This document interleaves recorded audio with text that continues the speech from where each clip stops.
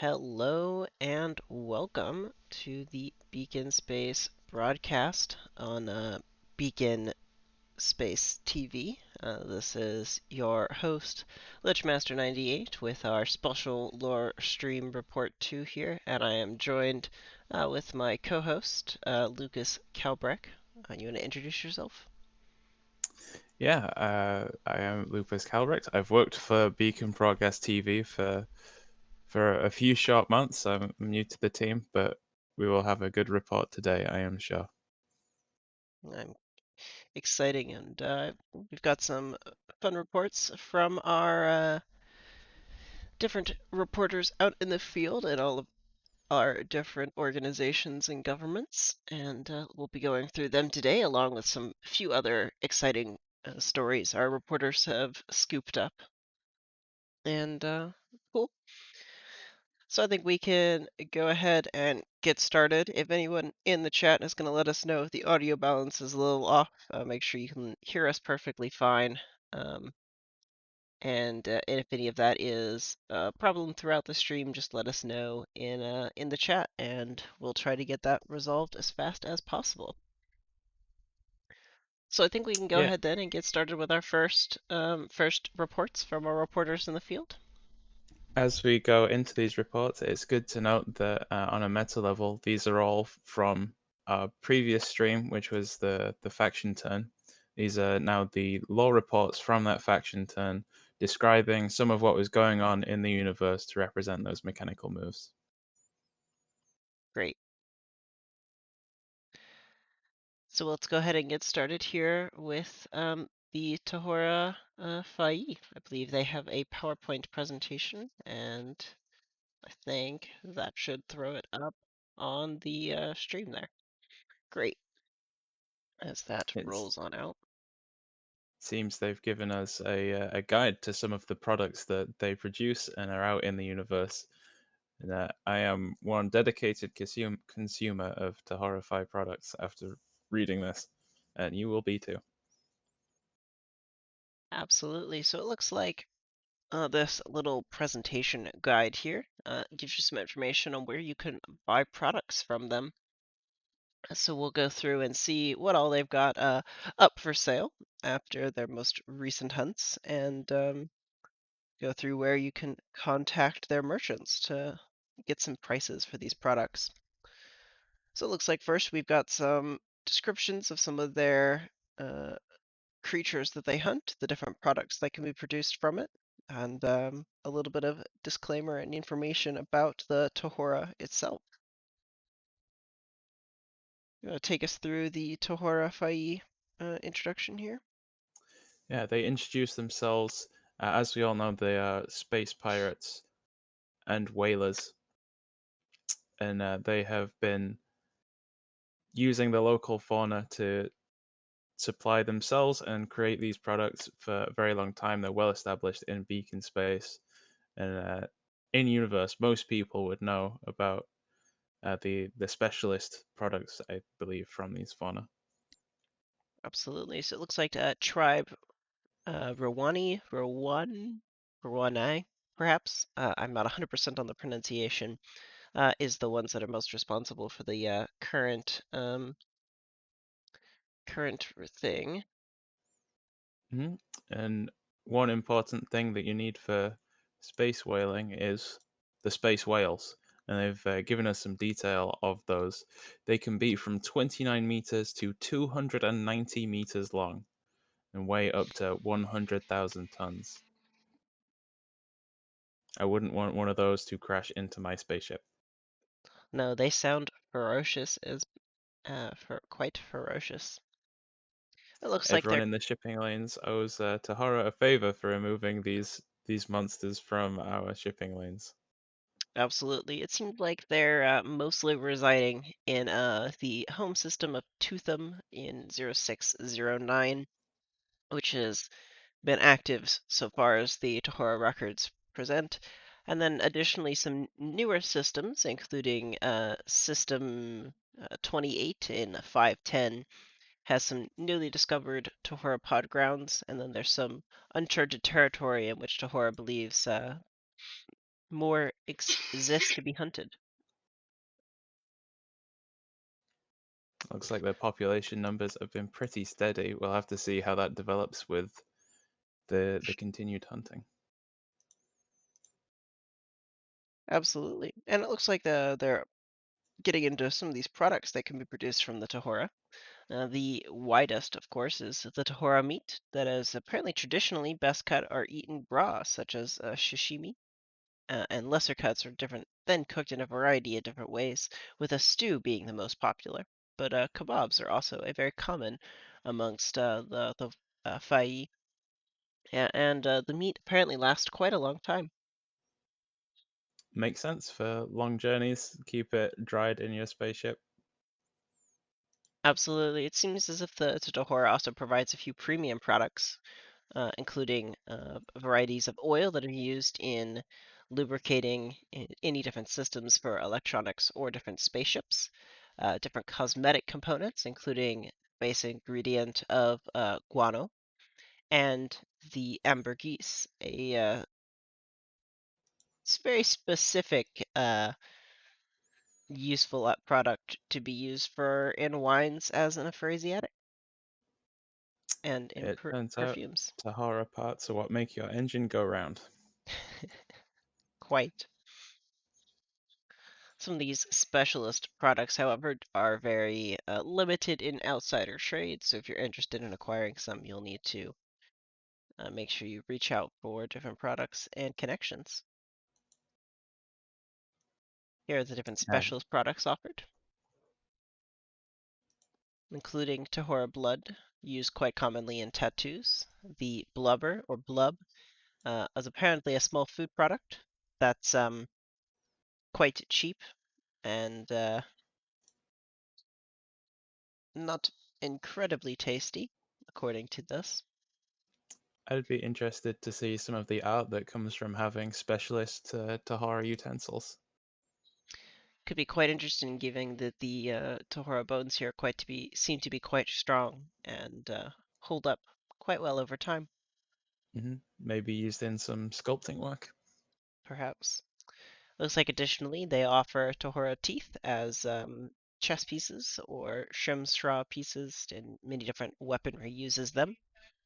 And then the um, Tohara gummies as a snack sweet for the Fai children and adults alike. I remember taking those vitamins. And also, every good space pirate captain has a Tahara teeth grand piano in their chambers. We know this. Oh, absolutely. hmm Of course, the Tohor have also provided us some information about their different hunting grounds, and they've hunted for many, many generations, as far back as Beacon Space TV can remember, and developing many rules and processes to ensure that their stock remains strong, and so that both can coexist. Yeah, And with none, such valuable products, you'd wonder why they haven't just been hunted to extinction already. But it's not so simple. it is a great unification, as no tribe that they have would consider risk breaking those rules. There are Well, I also believe. some dangers if you try to enter the territory, which we will Oh, go on to. absolutely.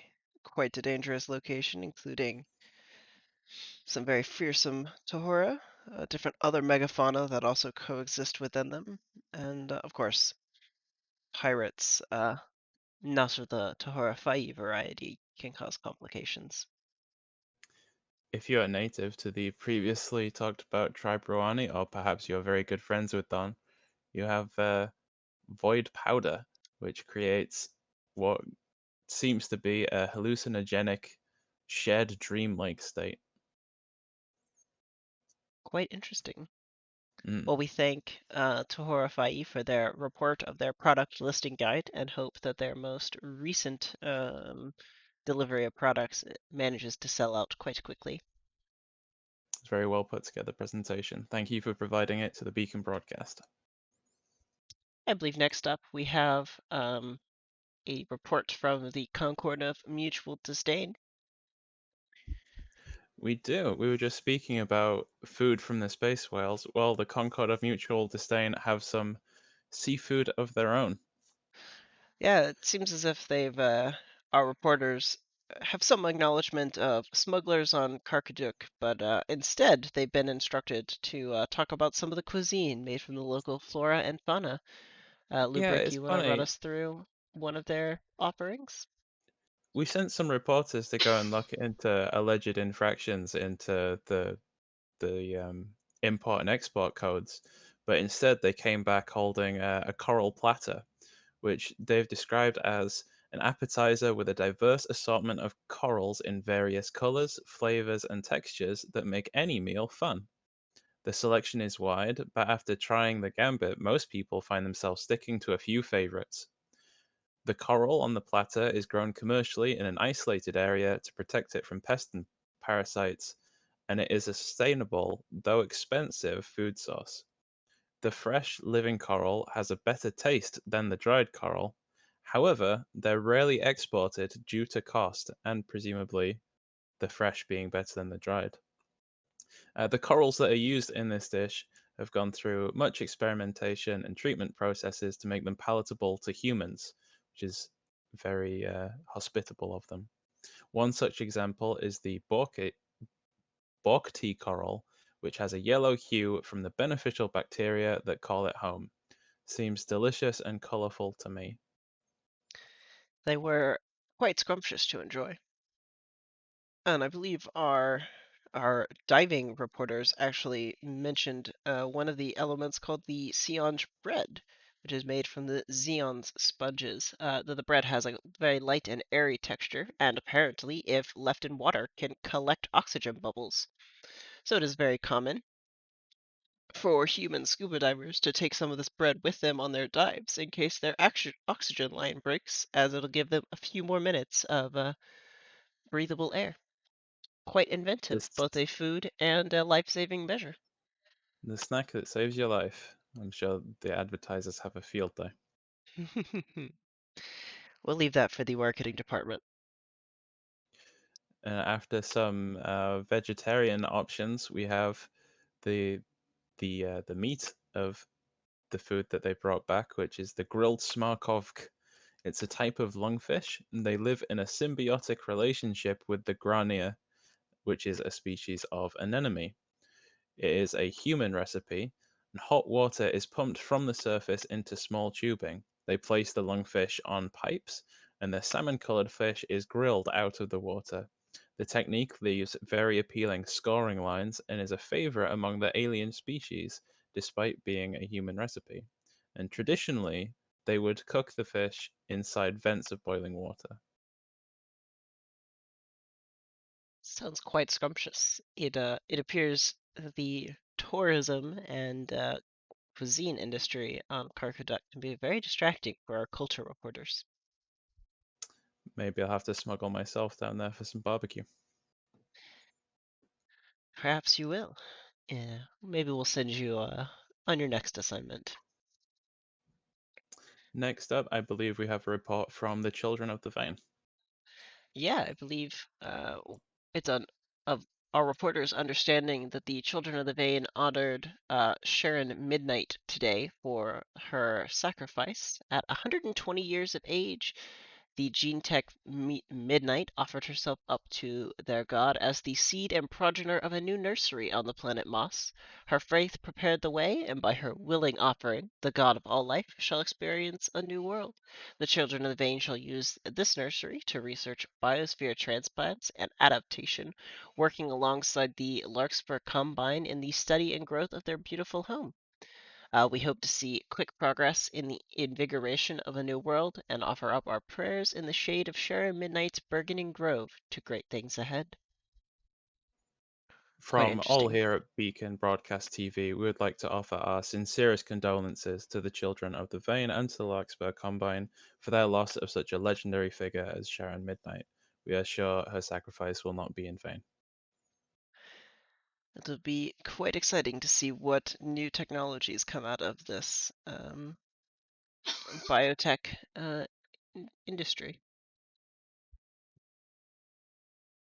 I believe next up, the Emilhart Institute sent us in a lore bulletin, in fact, that we have to display for all of you. This is a diplomatic report from the Instituted Council of the Amelhart Institute. They are announcing the Nomad Accords, and they have this to say. It is our ardent privilege to announce the culmination of an arduous yet successful series of meetings and negotiations with the Starlit Court regarding the progression of diplomatic relationships and defense agreements. Today, we sign the Nomad Accords, a treatise between two powers that share and idolize a way of life. The makeup of our cultures are different, but our backbone is made of similar vertebrae. We venture these very stars, struck from birth with a wanderlust that has suffused our very essence. That way of life, our way of life, is something worth relishing and saving. This very belief is the bedrock of our negotiations with the Starlit Court. The Nomad Accords founds a system of mutual defense that sees to the protection of the nomadic way of life. Within, diplomatic representatives from both Sihi and Ingrid set forth a foundation of cooperation that cements, for the first time, a lasting effort by both sides to see to the future of our cultures. No pusillanimous words infect this agreement between kindred spirits. In acknowledgement of our defensive agreements, the Amelhart Institute has assigned a pervacious company of military theorists and military mechs to Sihi to assist with the planet's defensive network. With its signing, the Amelhart Institute has additionally purchased land on Sihi to act as an official embassy. Our fastidious architects are hard at work ensuring compliance with local customs, as well as the Amelhart Institute's demanding specifications. In addition to function and use, the building will spare no expense in ensuring the opulence and rococo expected out of the Institute. The Instituted Council has cleared a plot of prestigious land for use by the Starlit Court. The Amelhart Institute is exuberant to welcome the military expertise and experience of the fabled knights into the vast rings of Ingrid. We further look forward to the lectures and elucidation to be gained from these veterans. The Nomad Accords are a step in the direction of unification in a time of a fractious sector. May the example set forth by this historic agreement represent the avant-garde of diplomacy. While these times are stressful, equanimity is a trait we must all strive for. Such agreements of cooperation and progression need not be an esoteric exercise of vitriolic impotence. The Nomad Accords are a fait accompli that shall be held in the highest regard by the Amelhart Institute, who shall not shirk from the responsibilities set forth therein. That is from the Instituted Council of the Amelhart Institute. It's very nice. We appreciate their bulletin broadcast into our networks for this evening's show. I suppose the Starlit Court and the Emilhart Institute will be working together with hopefully great success over the coming months. We will have to see what happens. Oh boy. With that, I believe our reporter from the Starlit Court was unable to provide comment on the most recent accord, but I believe the Emilhart's announcement speaks for itself between the two of them. The assembled Commonwealth released an interesting um, update about their planet today. We have some uh, images to display that have been taken by the new state photographer. And Cal, if you don't mind introducing the planet. Yeah, we have been introduced to brand new spectacular images of Idarast in the Asta system. It's fantastic work done by a range of geologists and astrologists. They have put together this report on the planet. Idarast is the innermost planet in the Asta system and the only planet that can harbor life in the system. Large portions of the planet consist of desert and arid regions, and temperatures in the equator can regularly reach up to 70 degrees due to its thick atmosphere and proximity to the star. The planet has been populated for over 500 years, although there are some archaeological findings that point to civilization that are before that time. The surface of the planet is difficult to live on, and the composition of the atmosphere requires early settlers to establish domes and protected compounds or underground complexes to protect from harmful toxins. This was reinforced during the Atlas event when an industrial accident caused large chunks of an asteroid to strike the surface, as well as introducing highly radioactive particles to the atmosphere of the planet. The resulting fallout and scandals, which are now collectively referred to as the Idarai Crisis, threatened to topple the Aetharchy and greatly harm the unity of the assembled Commonwealth. This was only avoided by the creation of the assembly that we know today and the curtailing of the existing Aetharchy's power.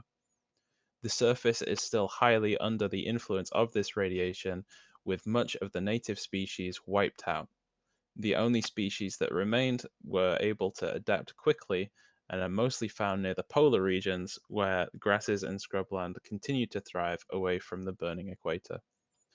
At present, the population of Idaras is around 95 million people, with the vast majority within city states. Most of the city states can trace their origins back to a colony ship, and the population is a mix of cultures and backgrounds ranging across the range of beacon space from original settlers from the colony ships to immigrants from across the sector. The system outside of the planet is also heavily populated and industrialized, with many habitats found in the Balder Belt and beyond. The inhabitants of those stations have developed their own cultures, influenced by the Belter communities that arrived nearly 5 centuries ago. The last 200 years has seen the rise of the assembled Commonwealth, which started as a union between city-states and now encompasses the habits inside the Balder Belt and the free stations of Asta. The Commonwealth has embraced a focus on expansion, with some seeking to restore the planet and in doing so, spread the philosophy of the common good.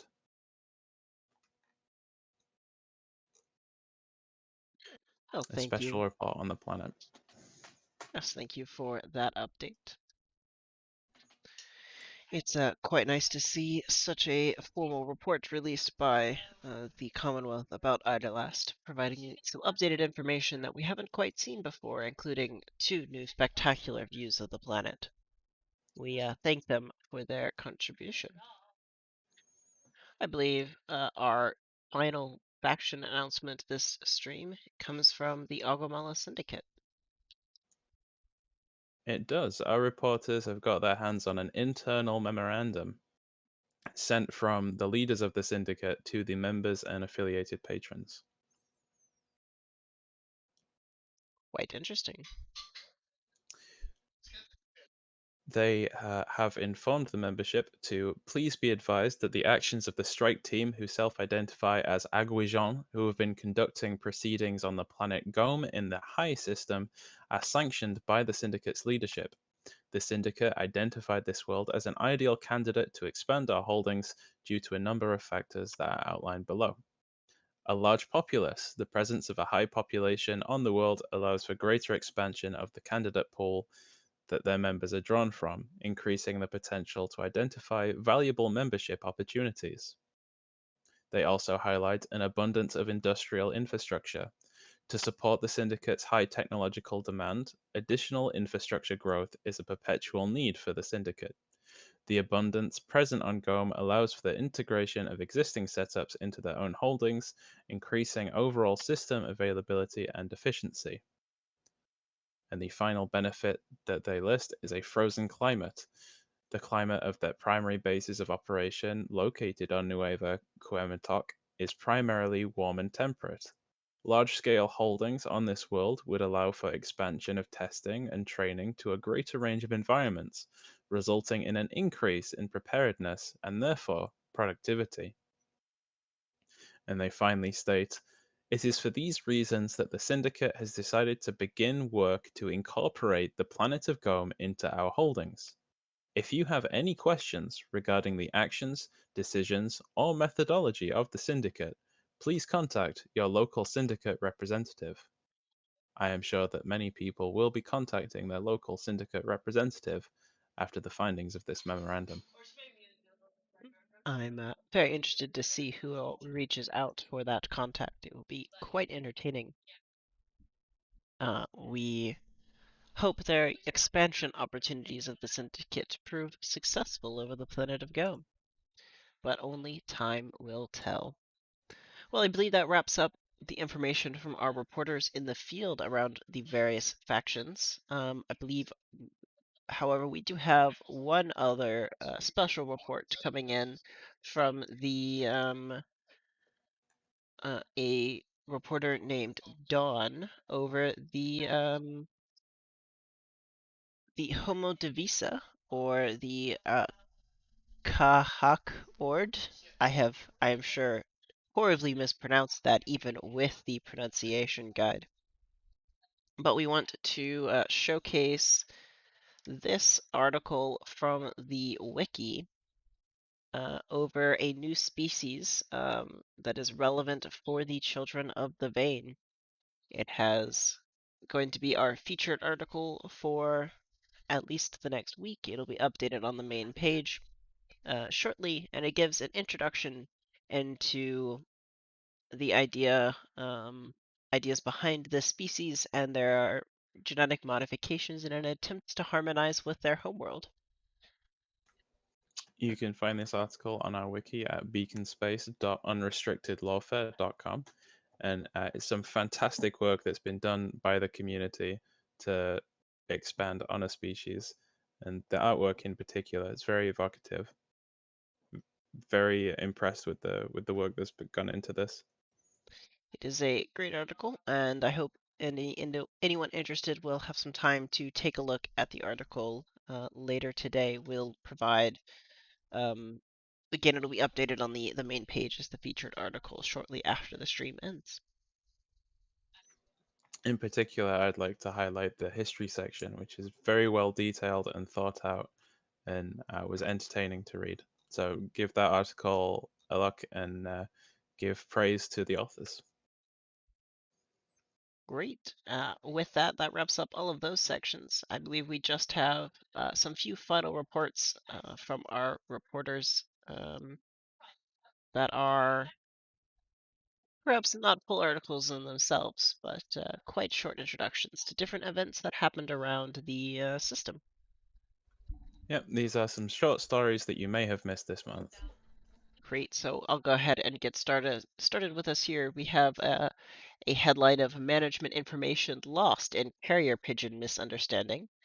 A We've received reports that personal medical information of over 8,400 management employees was lost in what the company is describing as an unprecedented accident.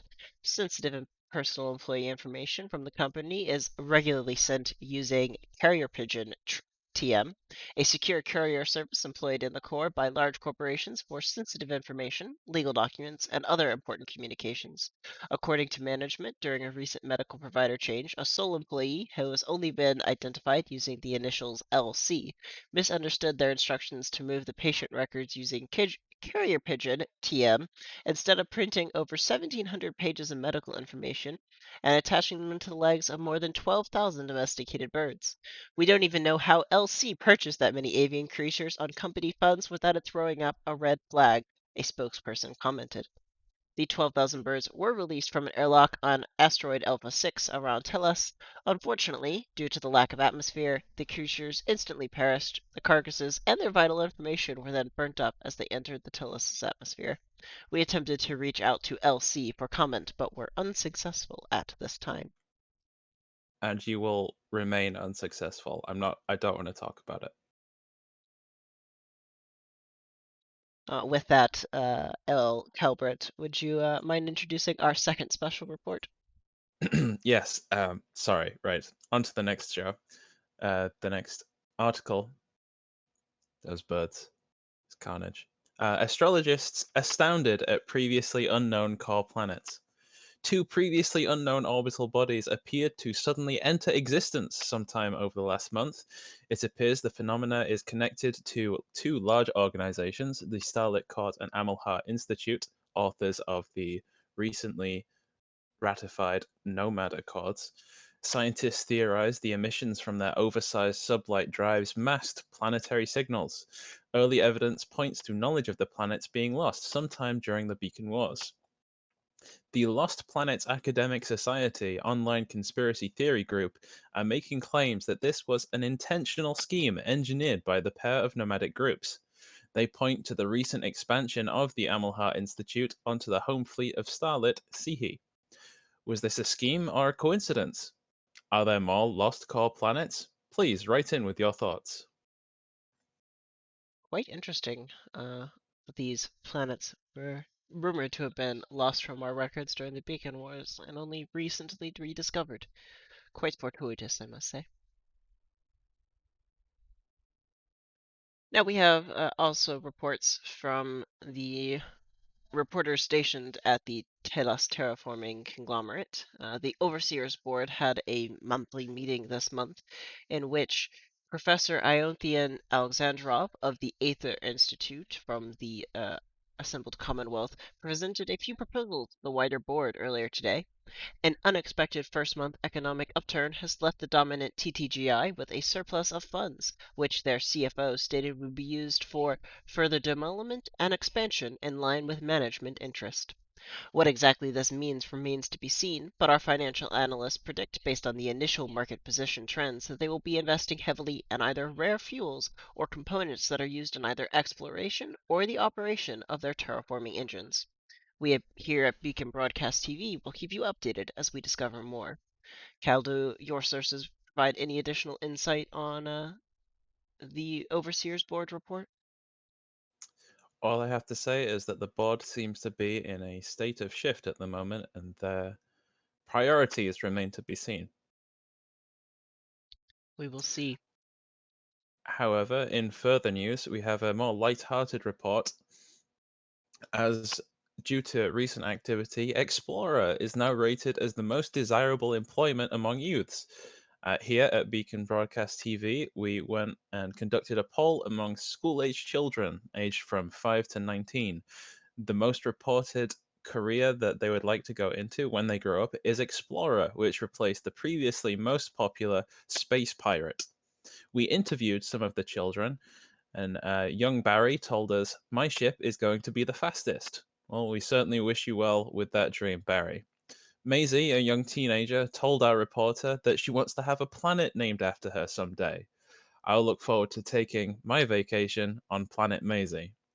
And finally, and Alexander, Alexander, a senior at the school, said, "Everyone will know my name." Certainly, high ambitions in our next generation of intrepid explorers. Well, Alexander, I hope someday everyone does know your name. But until then, keep up with your studies, and perhaps exploration will be the most common field of interest for these young, intrepid explorers. Don't forget, guys, the sector needs accountants too. TTGI will definitely be needing more of those. Speaking of needing accountants as well, Moss is reporting a planetary domestic product increase of 67% in this month's financial reports. The planet of Moss has taken a surprising lead. Economic expansion from the biotech industry leaders, children of the vein, and increased local spending by the local Larkspur government have paid off into a steady PDP, or planetary domestic production, growth. They report the largest per capita gains of any core planet, according to the exit reports from last quarter, well surpassing IDRAS's only approximately 25% increase this quarter.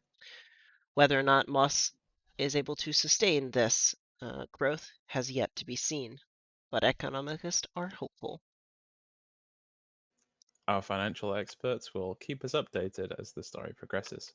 And those were the stories that you may have missed this week. Do do do do do do. And then finally, we did run an event over the past month. The Children of the Gome had an auction for them, and unfortunately, Deeds was unable to make our stream today, so I'll be doing a small recap of that event. We think overall it went fairly well, and we hope everyone had a great time. There were several wonderful items that were up for auction, and I hope you got a chance to check them out. Our top item that received the most bids at the auction was a shiny rock that was considered quite overpowered by the recipients present. It is understood by our reporter at the event that a robot named Flit managed to win the bid for this shiny rock with, and the reporter was confident in this rumor, a bid being a look at a different shiny rock. That has to be one beautiful shiny rock. It is, I hope they were quite exquisite to look at.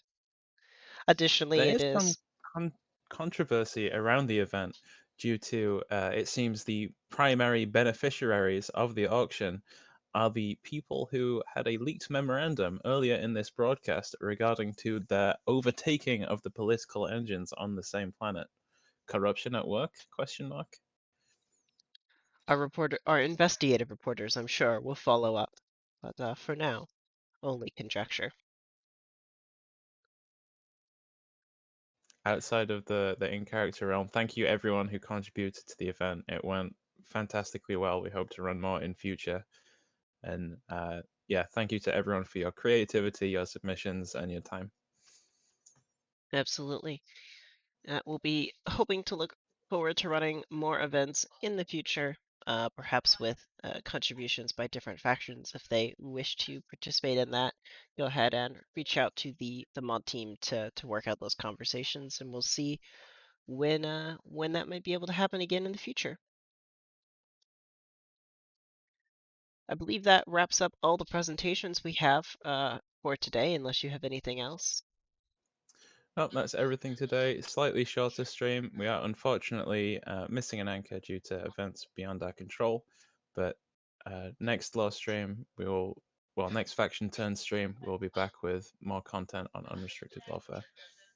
Absolutely. So our next, speaking of that, let's go through future dates. So if you're all like, what is this thing? Well, this thing is a lore stream based off the faction turn from Beacon Space. Our next faction turn, or turn 2, will be running on Halloween on October 31st, starting at around approximately 1 p.m. Eastern. If you are participating, make sure your faction reps get any trades or turn order submissions in by their associated deadlines that are published on the Discord. And if you want to join, participate, help create the lore of this fun world, or play in the game, you can check out our Discord. Either a link down in the video description if you're looking at this on YouTube, or if you're on Twitch, !Discord will get you an invite link. I'd like to thank everyone for coming out to the stream today and following along. But that'll wrap us all up here today, and thanks for watching. Thank you for tuning in to Beacon Broadcast TV.